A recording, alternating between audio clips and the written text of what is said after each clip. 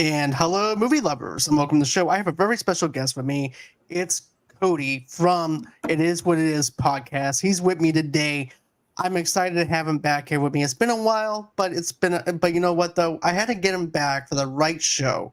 Matter of fact, I actually did our favorite Eddie Murphy movies on his channel. We did. So, we had a blast doing it. So I figured what better way to do this with a holiday movie as Trading Places. So let's go on ahead. Let's do this scene by scene. I'm happy to have him back over here. But further ado, let's welcome It Is What It Is podcast, because it is what it is, and we are going to go on ahead and get this party started.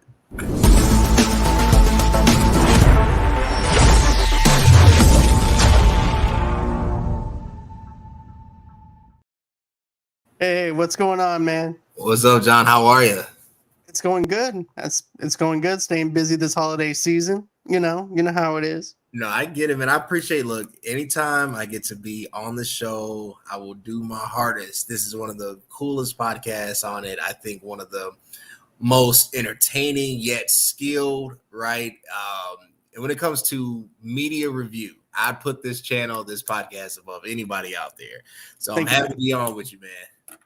Thank you so much. And just to let everybody know, we are going to be doing this scene by scene. But before we get into that, I just want to mention that we are part of Unfiltered Studios. Unfiltered Studios has things like Pedals of Support. You also have the Sleepy Cheese Show. You also have the Dumb History Minute. As a matter of fact, you know what? He actually did a little small segment for Trading Places on his podcast.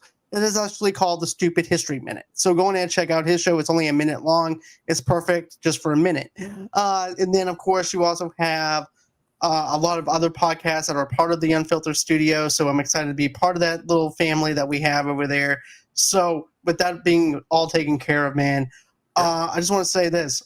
What are you doing with your podcast right now before we get into this? Look, everybody knows, man. Look, the CVMK show, it is what it is. We discuss whatever, right? It is what it is. And obviously, we always have a business focus, and it's always going to be, I always say, I'm trying to present Christ in a different light, right? Like in a non-necessarily religious, but you could feel his love, his glory, his power, and his divine truth. So, we always try to do that. We got 2024. I'm recording for it now. I've already got a couple episodes for January. I already preloaded. It's going down, man. And right now I'm pretty much just covering sports and entertainment and, trying to get some laughs for the holidays. So look, come over to CVMK, literally 4 letters, 1 word, YouTube. I'll see you there. Okay. And guys, by the way, he thinks that Baby Boy should be an Academy Award winner. So it should be. And he will fight you to the end for that. And that's actually one of his episodes. And I needed to check it out so I can argue with him if it is or not. And that would be something on what it is. It is what it is. So but anyways, so let's go ahead. So now we're going to go into this. So dive into the iconic world of finance with our uproarious review of the classic comedy Trading Places. Join us as we dissect the hilarity of Wall Street antics, expose the adultery of trading strategies, and discover of comedy about comedians can teach us a thing or two about the market. Buckle up for laughs, insights, and a wild ride through the trading floor like you've never seen before. Spoiler alert, Eddie Murphy and Dan Aykroyd aren't the only ones making a killing in this market.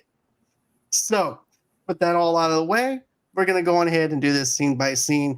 But before we do that, too, I want to know, where did you see this movie at when you, if you don't mind me asking? I think my dad showed me this film. I think I was like a kid, and my dad loved comedy movies, and his favorite comedian was Richard Pryor, but his second favorite comedian is Eddie Murphy. I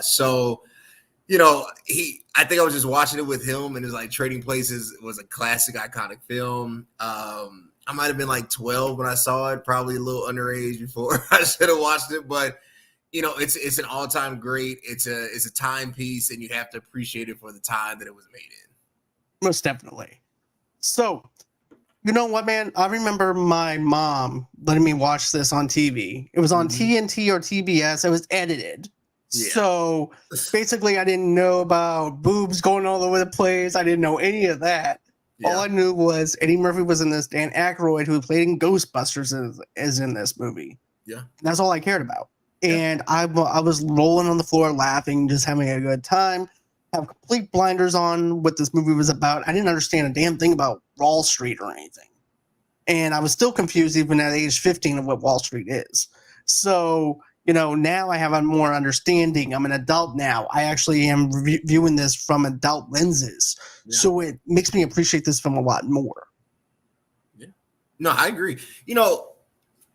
Trading Places was a crack at corporate America and how traditional and non-diverse, and that's really the gist of it, right? It tackles corporate America from an ethnic, from a racial lens, from a gender lens, from a class lens, and that's really the whole tug of war that's going on in the movie. Obviously, they throw in a lot of elements that you'd be like, what? I mean, Eddie getting arrested, being up in jail, the whole, homeless impersonation, which is hilarious if you watch the beginning. But we're gonna get there. It's comedy and how comedy unfolds through a lot of ugly truths or farcities of life. Exactly. So brothers Randolph and Montemayor Duke own a Commodities brokerage firm. Duke and Duke community brokers in Philadelphia, Pennsylvania, holding opposing views on the issues of nature versus nature. They make a wager and agree to conduct an experiment switching the lives of two people on opposite sides of the social arrangement and observing the results. They witness an encounter between their managing director, the well-manager and educated Louis Winthrop III, engaged to the Duke's grandniece, Penelope, and a poor street hustler named Billy Ray Valentine. Valentine is arrested at Winthrop's insistence because of a suspected robbery attempt. The Dukes decide to use the two men for their experiment. And, I remember watching this for the first time, and it's been a long time since I've seen it. I always thought it started off with Eddie Murphy as the poor beggar, and then it goes into Dan Aykroyd. But no, it introduces you to Dan Aykroyd first. Right. And he's this Wall Street type. He has himself together. You know what I mean? He's got the perfect everything. He's got the perfect house. He's got the perfect wife. He has the perfect everything about this guy. He has everything. And a man who has everything, he doesn't need anything. And I really like the opening to this because it's a different way of actually seeing Dan Aykroyd. He's very snobbish. Yeah. He's a douchebag. You don't like his character. and basically, I was just thinking of this, okay? So you know how when we're going to talk about this when Eddie Murphy goes into Dan Aykroyd's place. Right. But you know how they said, well, this is your house. Everything in here is yours. Right. No, it's not. That place is actually owned by Duke and Duke. So not even Dan Aykroyd actually owns anything in that house. Yeah. Or anything either. So basically they're using, even then, they're using Winthrop because, of course, of his brains and everything. And he can't even see that because he's so in denial about who he is to the point where he's like the all-star of the best of the Wall Street market. Mm-hmm. No, you're right. It's the creation of what I would say fake enemies, right? On one hand, you have Dan Aykroyd, who believes he has pulled himself up by his bootstraps, but the reality is the stage has been set for him, and he really hasn't accomplished what he think he has. And it's the true definition of privilege. Like that movie, that setting is privilege in all of his grandeur. And then you have Eddie Murphy's character, Billy Ray Valentine, who is, a hustler who is on the streets, making up stories for money and swindling and all these kind of, illegal activities to really survive. Not because he's a bad person, but he's trying to just survive. He's in the slums. He's in the slums. And then you have Randolph and Mortimer, and then you have the brothers who really are in control of both fates. And there's a callousness toward both of them because they believe they can make the ship turn any way they want to, right? And this is why I said, it's really not,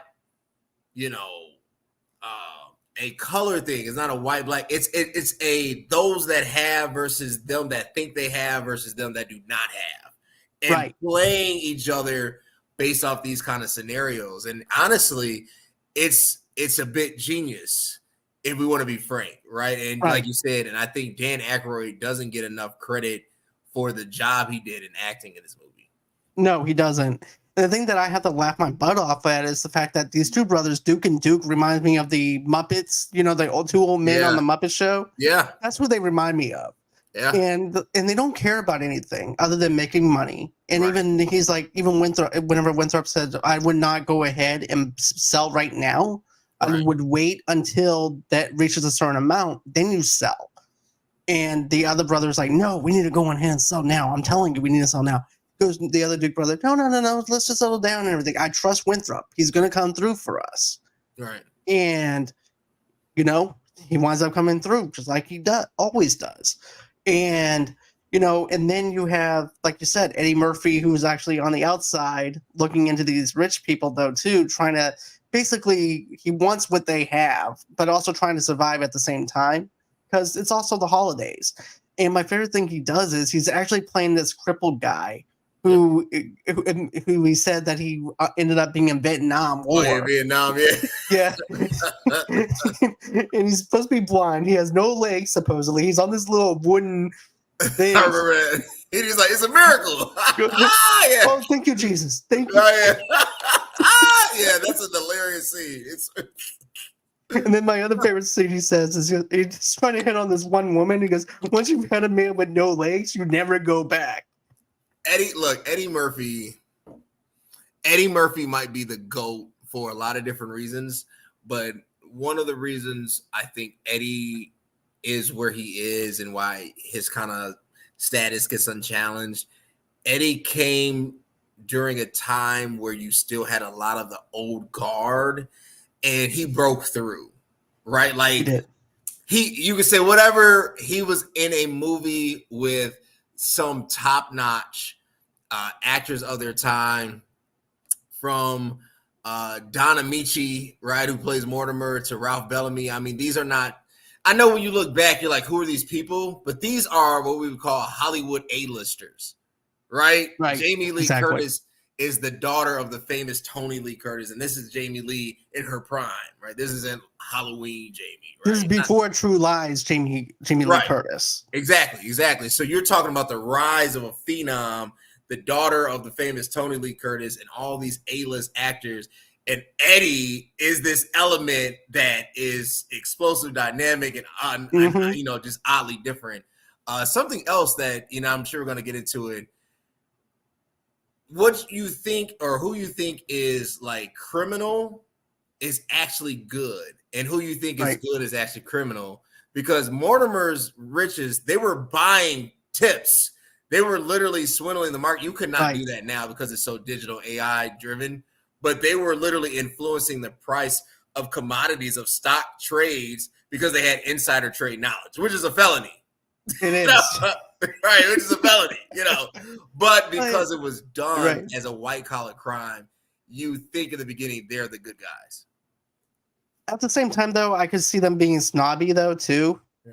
But one brother's hot-headed, and the other brother's kind of level-headed to where you can actually level with him a little bit, and stuff like that, too. So if I had to do business with one of the Dukes, it would be the other brother that's more level-headed. Oh, the older one, yeah. The taller one, yeah. It's like, just relax, Winthrop. Just relax. It's okay. It'll be fine. No, we got to do it now. No, just relax. I can actually do business with him. But they make a wager on the experiment, and they do it for $1. For $1. Yeah, it's a little ignorant when you see it, $1. And he was like, all right, pay up. Like, but that's how the rich stay rich. That's how the rich stay. Yeah, that movie is hilarious. And then you have that other part where Eddie Murphy bangs into Winthrop, and he knocks him over. He picks up his briefcase and he goes, "Hey, look, man, I'm sorry, I didn't mean to bang into you, because at this time the police are over there, basically trying to pick him up, because at that point he's like, they caught on to his hustle." Yeah. He's like, "Oh, thank you, man, thank you, hallelujah, it's a miracle."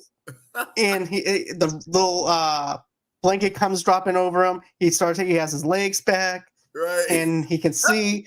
He goes, "Thank you, man. Thank you so much." So then after that, he starts walking, and he sees the other cop, and he starts running, and then he bangs into Winthrop. Right. And he's like, "Look, man, I'm sorry. I didn't mean to bang into you. My bad. Here's your briefcase back." And the first thing that Winthrop does is, "Whoa, don't hurt me or anything. Here, take the briefcase if you want." Man, I don't know what the hell you're talking about. I'm just trying to give you back your briefcase. Right. Next thing you know, there's this whole entire police chase that happens inside this club. But I'll let you talk about that.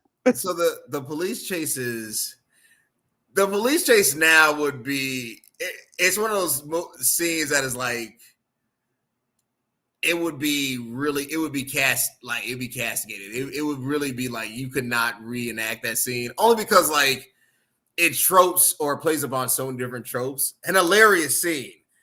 And Eddie is, being chased through this kind of like good old boys club, right? I mean, they have their private meeting room. They have the portraits everywhere. They all have their butlers and whatnot. And what's crazy is that they all have private computers in the early or mid 1980s, which is a little kind of ahead of its time. So the technological aspect is a little grand. Like, it's like, wow, this stuff existed even then. But when they frame him, or when he's caught in jail, the funny part is there's like this, I don't want to say gas, but they're like, see, he's the bad guy. Right. Like there's a lot of tension in that scene. It just gets overlooked because Eddie's so funny. Right. And then all we know is that, Eddie's in a jail cell with actors. Go back, and this got some famous actors in that jail cell. I didn't realize that. Yeah. I was like, whoa, like maybe I just didn't recognize it, but this is where it all begins. Right. And then there's also that other thing too, is where you have the two brothers. Is like, he goes, man, he looks at him and goes, man, I don't even know what's going on or anything like that. I tried getting him back in his briefcase. And then you see that scene. And then of course you see that scene where Eddie's inside the jail cell, where Valentine's inside the jail cell. And he goes, man, I went on ahead. I beat everybody up. I ended up Bruce Lee in them. I took karate. One of the guys says, man, you were crying in here like a little punk. Yeah. He goes, I don't know what you're talking about. That's from the spray, from them spraying my eyes. I'm telling you what I know. Classic. That's really where the film picks up. That's a classic scene. But then you also have too where Winthrop and his fiance is having dinner. Yep. And she's like, man, you did so good over there, just crying and letting them take over. Letting the police take over. I'm like, what?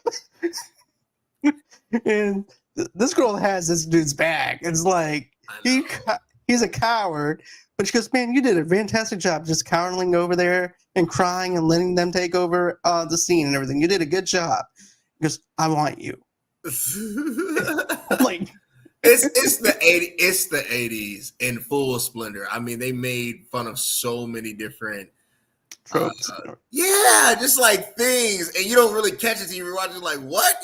So it's the 80s. But what I like about that scene is it kicks off the bet, right?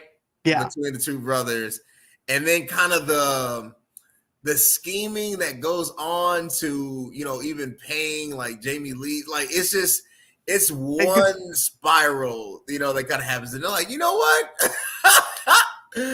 I've always wondered. So I made a status and I said, do billionaires get bored? And this is why I think this movie kind of sparks it. What would make you say, hey, look, I bet we could take somebody from different side of the tracks, give them the same setup, and they'll be just as successful. And that's an hilarious bet to you.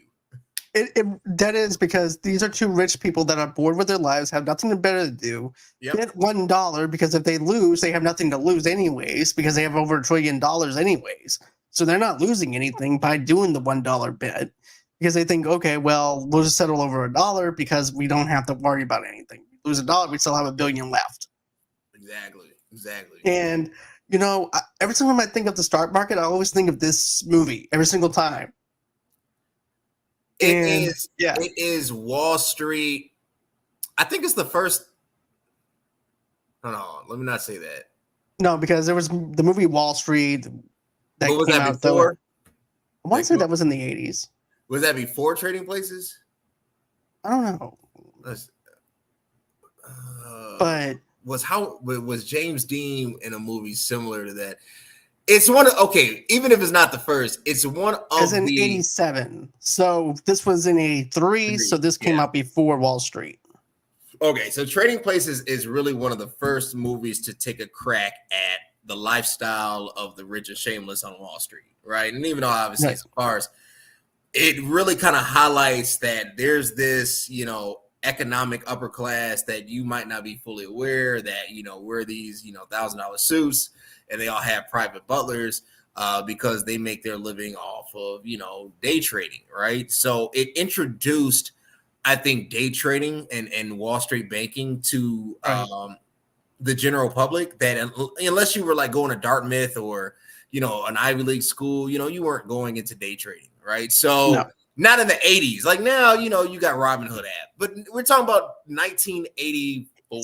So shooting it in 82, internet isn't a thing yet. No. You're keeping an eye on it on your iPhone is not a thing.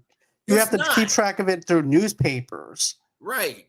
Through the New York Times. CDs aren't a thing. You have Walkman cassette tapes. And, I think introducing this lifestyle kind of made people raise their eyebrows. So like, right? And the reality of this section of society has always been there.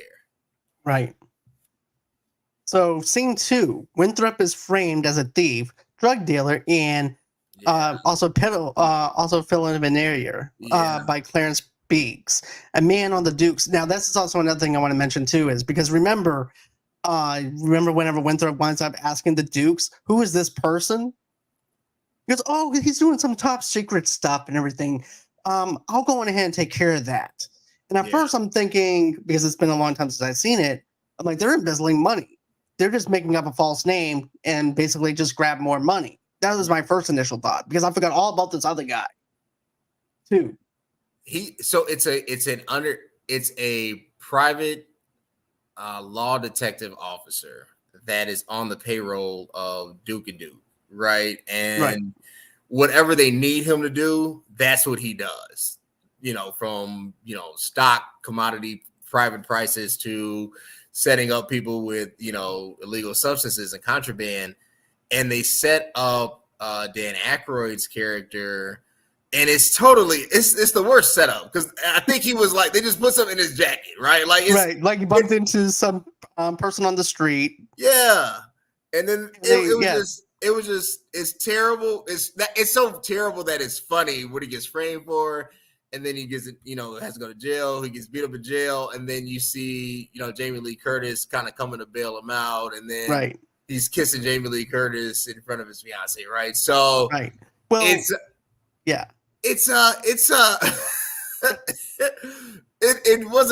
it's funny, and that's why it works, right? Because and I think that's the whole point. It's funny. Obviously, like there was no thought to that sequence. But yeah, it's funny, and that's why it works. That's my final answer. Right. Well, also too, it's like so petty though. It's $60 that Winthrop supposedly stole from the club that he's part of. Right. And they said, everybody clean out your pockets. I ended up witnessing the most horrible, heinous crime that I've ever seen before. I also have a witness to back me up. And someone stole $60 with an X on it. I'm like, why? First thought was, why does it have X's on it? Was it just to see if anybody was going to steal it? Basically. Because, we've seen that being played out with the Dukes and Dukes with Valentine, where basically they accidentally lose their money clip and they're trying to see if he'll return it. But this one, they're setting up Winthrop as the thief. Yeah, he did. I remember that. That's true. And he was like, hey, here's your money clip. And he threw it right back at him. He was like, good one, Randolph. That movie.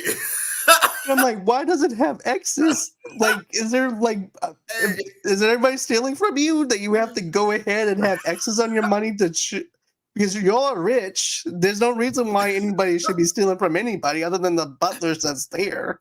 They'll be the only people that would actually steal. Right.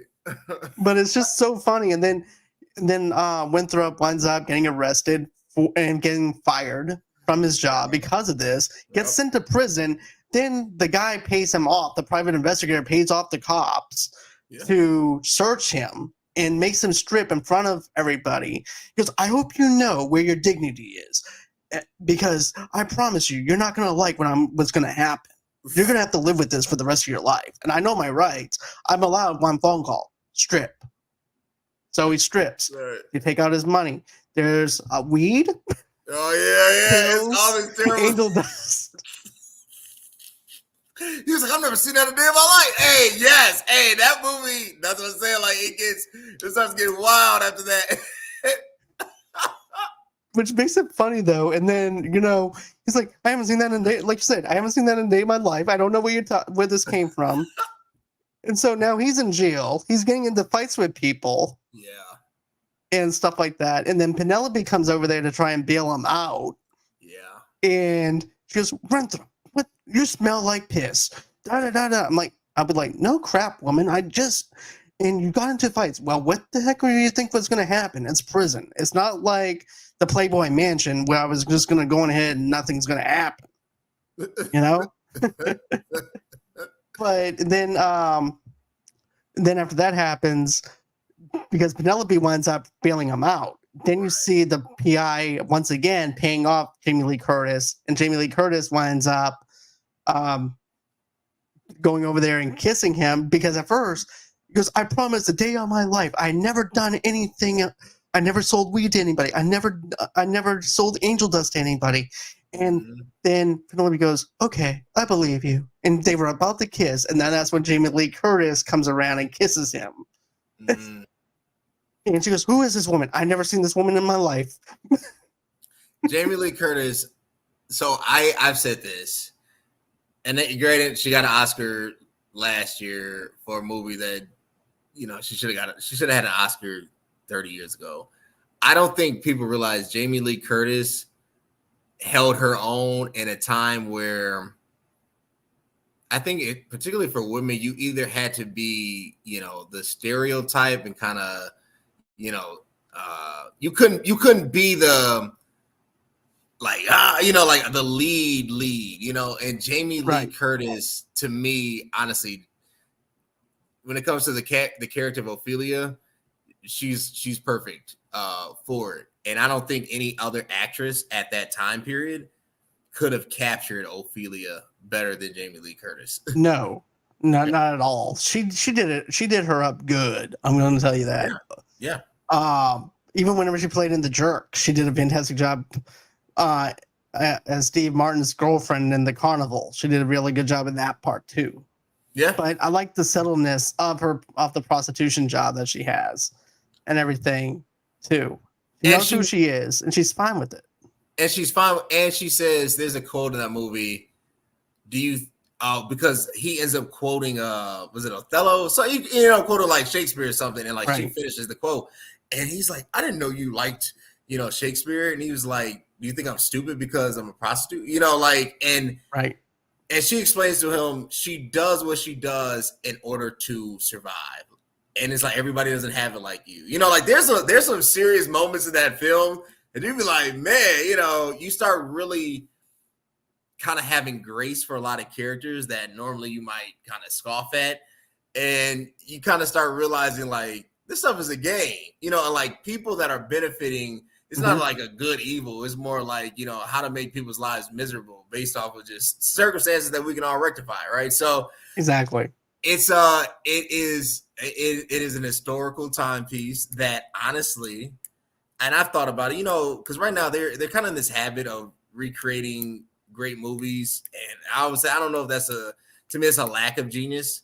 But if you were to recreate one movie of the 80s and it could only be one, Trading Places is the only movie that I would, because I didn't like Coming to America 2. So no, I didn't either. The only movie I would say I would watch that. I would watch a recreation of Trading Places, as long as they could pay homage and somehow incorporate Dan Aykroyd, Jamie Lee Curtis, and Eddie Murphy in the film.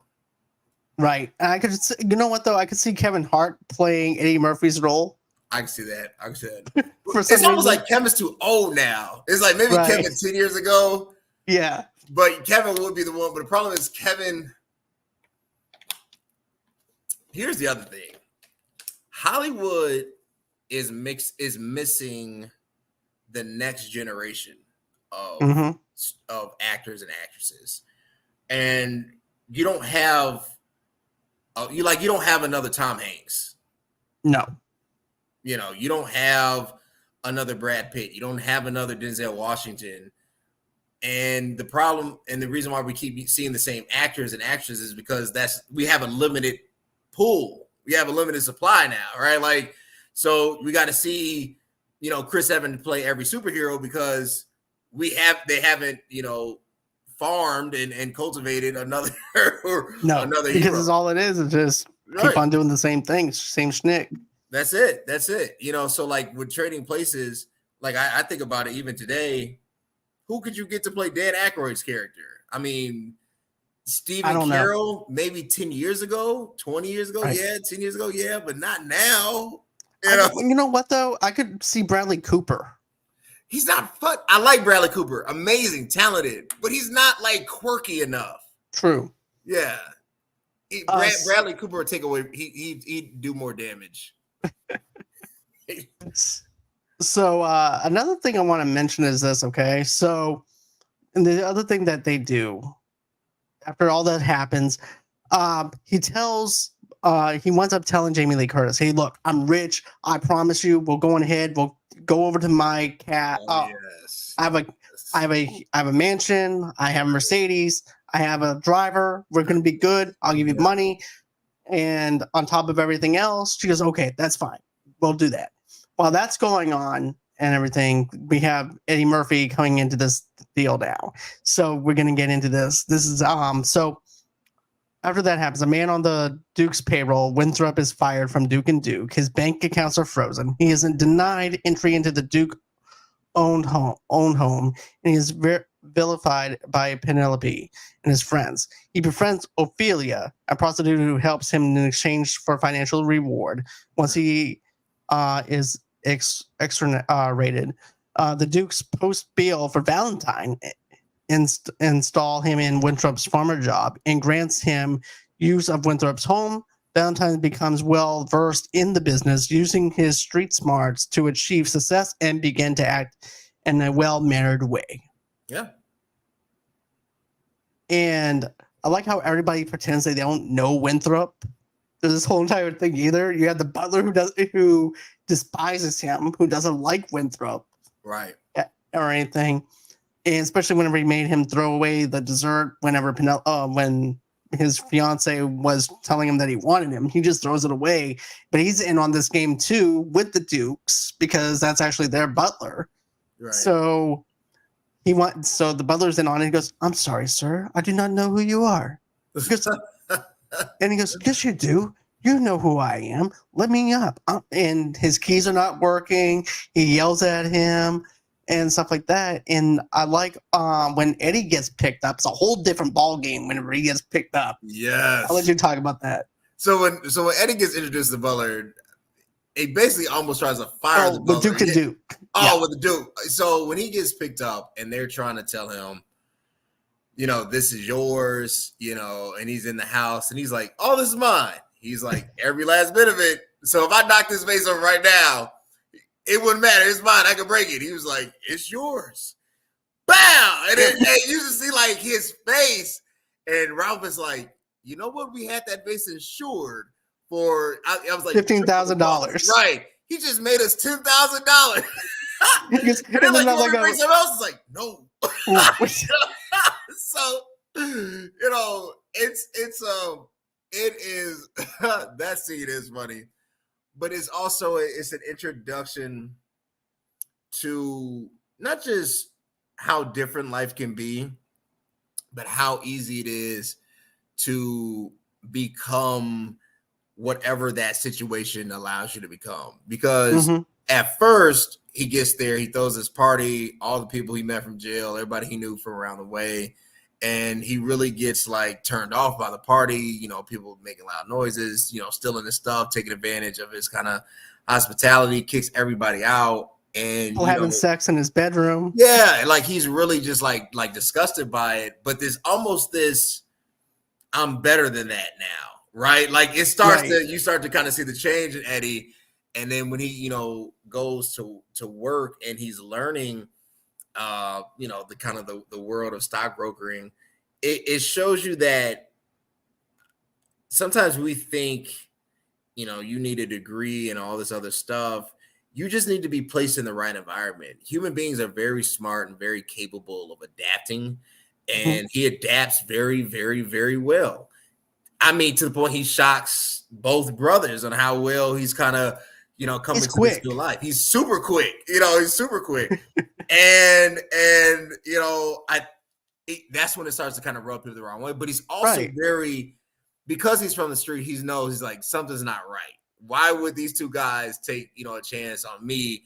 And that's where he sees that his biggest ally is the butler, because the reality is the butler isn't rich, right? The butler is an employee, just like he's Coleman. Yeah. Right. And he knows, like, if I can get to the butler can start talking to me, you know, telling me what's really going on here. I can get to the bottom of this. And I think when he comes in contact again with Dan at the restaurant, he kind of sees like Dan Aykroyd, like strung, you know, not like strung out, but just on his, you know, on last leg. And he sees basically where he was at in life. He realizes you two, you know, try to play us against each other. Right. And then that's, to me, the ingeniousness of Dan Aykroyd and Eddie in this movie is how they, and this dynamic between them, because they realize later on that they're not enemies, because the enemy of my enemy is my friend. Right. No, well said. Thank you. But you know what, though? You're right, though, because I was thinking this whole thing, though, too. It's like, at first, Eddie is this guy who doesn't have anything. Right. Then he gets sucked into this world. And he's over there, can't believe it. He's like, hey, guys, while you're over there, look at those drapes over there. Look at the drapes. And he starts putting the whole entire cigar box in his thing, because he doesn't realize it. It doesn't dawn on him. Because it's something new. It's something different that he's not used to or accustomed to. Yeah. Because it's different and everything. He does not know how to accept it. And then after that happens, like you said, he meets up with all the guys at the bar from the jail cell. He meets up with all the other people that he used to hang with. And he doesn't know them other than what's inside the bar, right? So until they get to the party. So, you know, once you get into the party scene, it's like, oh, okay, well, I like them over in the bar scene, but, you know, I don't want to take them home with me. Right. You know, you stay over there, I'll stay over here. We don't go in between. But he just sounds just like Winthrop. And it's just how quick and jaded he is to this whole entire thing, like you said. He winds up doing this whole entire 360 to the point where he forgot where he came from. And just like how we would actually forget where we came from if we were in that kind of situation. Yeah. I definitely like that. And no, go ahead. You know, and even when Coleman drops him off over at the workplace over at the Dukes, he goes, Coleman, yes, sir. What is it that I do here? Because I don't know, sir. And he's like, well, what if I can't do what they want me to do? What happens to me? And at that point, you're right. It's like, do I end up like Winthrop? And they find somebody else to do this bidding thing? That's not going through his mind, but that's what I was thinking. Do they just go off and find somebody else they do this to for $1 later on and just get some other guy to do this? But they totally go on ahead. They teach him everything with the ice orange juice, everything, and just coach him. And like you said, we're going to go on ahead. We'll talk about that whole entire deal too, where Dan Aykroyd's down on his outs and everything. He's a drunk Santa. He is a drunk Santa, which is pretty funny. Yeah. He's a drunk Santa in this movie. And he sold his watch to get a gun. To rob the restaurant, right? He's like, yeah, it's a wild scene of that thing. It is. But I know that I'm jumping ahead a little bit, but you know, I just love how the transformations go within this movie. It has so much layers to it. But, you know, he was quick to learn from the Dukes. He winds up transforming into the guy that he doesn't want to be. They Right. plot to return. And now this is another thing. During the firm's Christmas party, Winthrop plants drugs in Valentine's desk, attempting to frame him, and brandishes the gun to escape. Later, the Dukes discuss their experiment and settle the wager for $1. They plot to return Valentine on the streets, but have no intentions of taking back Winthrop. Valentine overhears the conversation and seeks out Winthrop, who has attempted suicide by overdosing on pills. Valentine on Ophelia and Winthrop's butler. Coleman nurse him back to health and inform him of the experiment. Yeah. Watching the TV news broadcast, they learn that Beeks is transporting a secret United States Department of Agriculture USDA report on orange crop forecasts. No, that turn of events from overhearing the conversation, and I'm glad, even though it's a very disgusting conversation, but when Eddie overhears it, it reaffirms everything he already knew about how they felt, right? So what it allows for is the cover to be taken away. And I think sometimes, you know, and maybe this is a shot at society or whatever, but is it really designed to allow people to really, you know, work hard and prosper, and, you know, good people to really make it in life? Or is it a system that is set up to keep people at war with each other while the rich just prosper? And ultimately, and they use whatever mechanism, if it's violence, if it's poverty, if it's you know, race, whatever thing becomes a weapon to them, right? So it's a powerful scene, and I think, you know, the way Eddie responds and tracks this guy down, and basically tells the whole story to Ophelia. But their sequence, first of all, I think, to understand, as you mentioned, that the enemy of my enemy is my friend, to want to go find him, to bring him back to where he actually belongs. And he wants to kill you. Right. Even though he tried to kill you and set you up, to forgive him, and now come up with this elaborate scheme on getting the brothers back. Right. And they pull it off, which is amazing. Wild. You know, they pull it off. The most hilarious thing, though, is this too. Winthrop is over there loading up shotguns, and then you have Valentine going, you know, that's not going to work, right? You're going to go to jail for killing people now. Yeah, but you were innocent, but now you're turning yourself into something that they want you to become. Right, and I think that's the whole thing of it all, right? Like, eventually, and I think it says something to us, like, you know, sometimes, you know, there are people with bad intentions. There are some real losers out there. But a lot of it is circumstance. And I think if you're in a terrible circumstance for too long, it can get the best of you. And it got the best of him, you know, and it took somebody who was in that similar circumstance to kind of say, hey, look, you know, there is hope for tomorrow, right? We can get out of this. And I also think him realizing that Jamie Lee's character was the girl that he really wanted.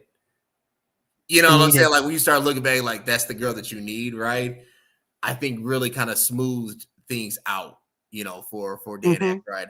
And look, the what they did to get it back definitly can't be recreated, because they went awesome. To some scenes, right? They went to some scenes. I was like, yeah, that would fly, you know. But I wanna piggyback off of you for a minute for something that you said, because okay, he had the girl, he had the perfect girl, perfect fit, everything, because the rich people, that's normal for them, right?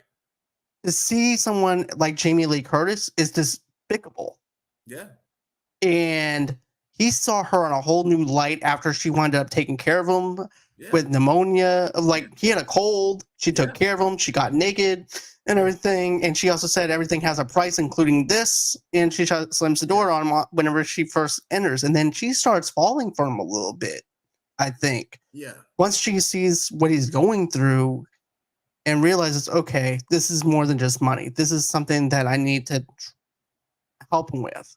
Yeah. But then I like the other thing that you mentioned as well, where now it's these two players in town now that has to take down the Dukes, Right. and they pull it off by wiretapping the phone lines. Yes. And- The way they pulled it off. First of all, they set up the detective, which was they got him, and to switch the numbers so that they ended up bankrupt. Oh, was Right. genius! Wow, they took their savings and the little bit of money that they had and put it all on that stock. Like that was was classic. genius. The reason why there's a lot of reasons why you couldn't do that scene, not just technically, but also it wouldn't mirror real life because these aren't set on standard prices like that anymore. But No.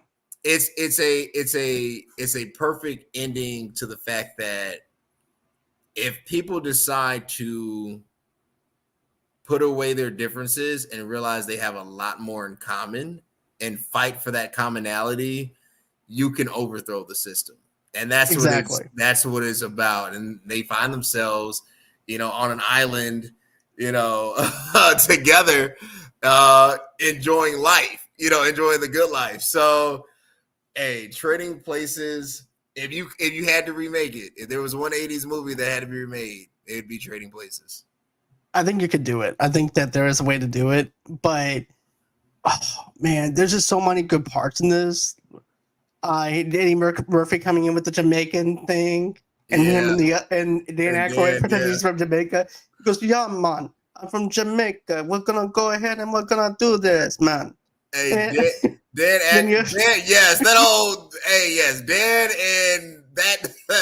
It's funny, but you gotta really look back. Like now, you be like, nah, ain't gonna fly do that. No. But Eddie, I think, like, it's hard, a timepiece. And I always say, like, if and I said this earlier before we started, I said if art imitates life, right, and life can be ugly, you have to demonstrate it in its ugliness somehow.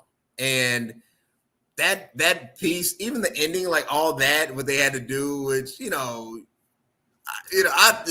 whatever, Right. it could still be.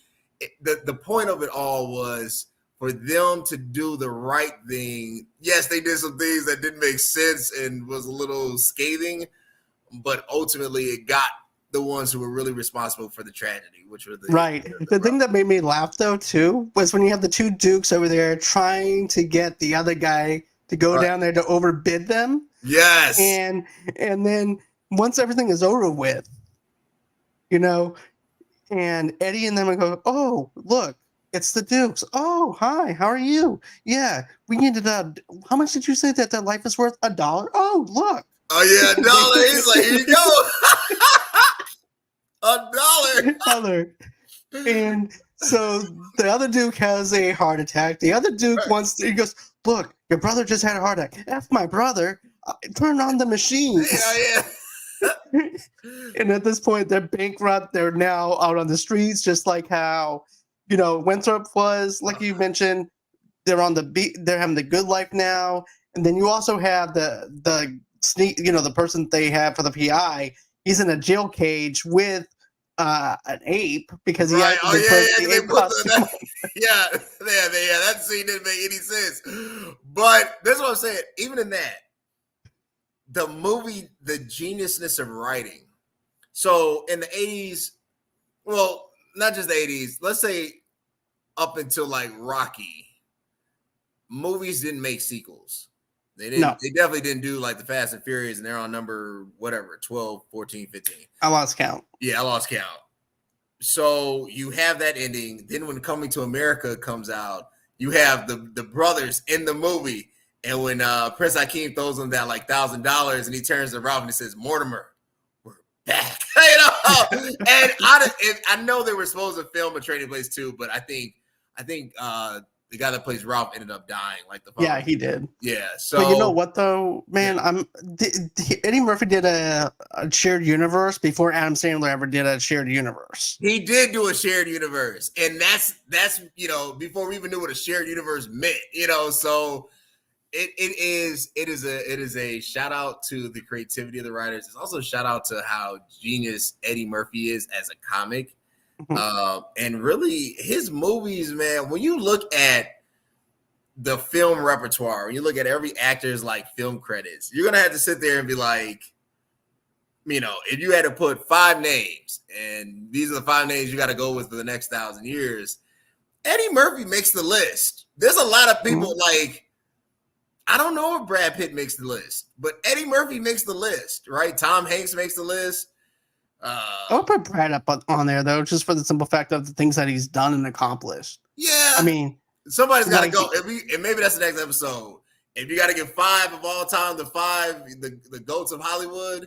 I mean, I've heard people argue that Marlon Brando might be the greatest actor of all time based off of just like a film called or Streetcar Called Desire, and right before the Godfather, all that stuff. So, that's hard. That's something that we have to do. Yeah, that's something that we got to do. I'd have to research that because you'd have to come up with 5 names that trumps all. That's gonna be next week. I'm actually doing another show next week called Top 5 Movie Openings. Top 5 movie openings of all time. I know which one. Scary movie. Top 5 scenes of all time. Oh, top 5 scenes of all time. Oh yeah. Yep. Oh, I can do with that. Any movie genre, you have to name top 5 movies. You could do, man. The Godfather has so many scenes. There's a lot. I'm not going with my generic. I'm not going with my go-to. I'm going to do something a little different. All right. But that's what I'm doing next week. But dude, this was so much fun, and I just want to mention this. This budget only had $15 million, right? Right. You want to know how much the movie made at the box office? $90,404,800. And that's in the 80s. The 80s. Success. That's pretty good. Success, man. Success. But Fernand, it's always fun to have you here. No problem. To do this review. I know that this is kind of a little bit long-winded and stuff like that, but I don't want to leave. I don't want you to leave. That's the I don't want you to leave. But anytime you need me on the show, man, look, if you want to jump on tomorrow's doing 2 episodes, but the second episode, what's it, 9 p.m. We are covering Boomerang. All the Boomerang. So it is another Eddie Murphy feature, but it's going to be all dedicated to Boomerang from start to finish. Oh, nice. So if you want to jump on, let me know, man. I'll send you the invite. But speaking of my show and everything too, Rossi and I are doing this new segment called Intermission. And basically think of intermission as this. We're 2 people waiting in line for our movie to start, or you have watching a Martin Scorsese movie and it's long as hell. And therefore, they have to cut it to an intermission. So you guys are having conversations. That might be about the Vince Sevenfold album. It might be about, let's say, for instance, why do we love gangster movies, which is dropping tomorrow morning. So this is actually a little bit of a conversation piece. So tomorrow we are reviewing Saw X. So this is going to be a short episode. We're not doing scene by scene. This is a non-spoiler review. And I hope that you guys enjoy it. As a matter of fact, we actually have a Patreon. Now, it's a $5 tier for the intermission episodes that we're going to do. I'm going to be dropping one next week. Matter of fact, this is going to be on every Wednesday. We're dropping an intermission episode for audio only. And it's going to be part of the intermissions. I'm only dropping it on YouTube for a limited time. And then after that, you have to go on ahead and jump over to the Patreon to get your stuff. But yeah, that's what I'm doing over here at movieloversunite. And thanks again, man. I do appreciate this as always. I can't wait to do another review with you. We're doing Home Alone with Tamika coming up on Wednesday. So I can't wait to dive into that 8 o'clock to 9 o'clock Eastern time. Hey, I'll jump on Home Alone. I'm available. I think come on down, man. Seriously. I like, Colin McCoken just got a star, man. So, Perfect time. Perfect time. It is perfect time to do the film review. But anyways, guys, have a great and safe night. We'll catch you guys on the next one. And stay tuned tomorrow morning because I am dropping my Grand Theft Auto 6 trailer reaction that I'm doing. So always until next time, guys, have a great and safe night and bye-bye.